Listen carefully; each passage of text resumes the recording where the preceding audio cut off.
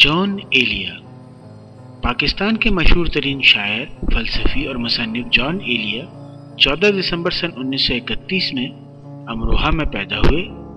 آپ کو بجا طور پر لفظوں کے کھلاڑی کا لقب دیا جاتا ہے۔ اردو زبان کے علاوہ آپ انگریزی، عربی، فارسی، سنسکرت اور عبرانی زبانوں کے ماہر تھے۔ آپ کے والد علامہ شفیق حسن ایلیا نہ صرف مصوری سے شغف رکھتے تھے بلکہ وہ ایک شاعر اور علم نجوم کے ماہر بھی تھے۔ آپ جناب رئیس امروبی اور جناب سید محمد تقی کے بھائی اور زائدہ ہنا کے شوہر تھے۔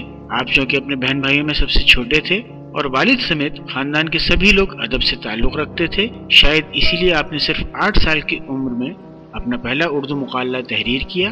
چونکہ آپ کی نوجوانی کا زمانہ ہندو مسلم فسادات اور تحریک آزادی کا دور تھا، اسی لیے اپنی حساس طبیعت کے باعث آپ نے اس دور اور مسلمانوں کے عروج کے دور سے متعلق کہانیاں اور مقالہ جات تحریر کیے۔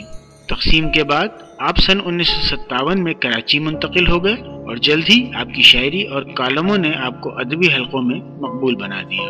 آپ کا پہلا شعری مجموعہ شاید سن 1991 میں جب آپ کی عمر 60 سال کے لگ بھگ تھی شائع ہوا۔ دوسرا مجموعہ یعنی 2003 میں، گمان 2004 میں، لیکن 2006 میں اور گویا 2008 میں اور کیوں زیر طباعت ہے۔ اور ان سب کو مجموع کرنے کا سہرا آپ کے دیرینہ ساتھی خالد انصاری کے سر ہے۔ آپ ایک ادبی رسالہ انشا کے ایڈیٹر بھی رہے اور مختلف روزناموں میں آپ کے کالم شائع ہوتے رہے۔ طویل ترین علالت کے باعث آپ کا انتقال 8 نومبر سن 2002 میں کراچی میں ہوا۔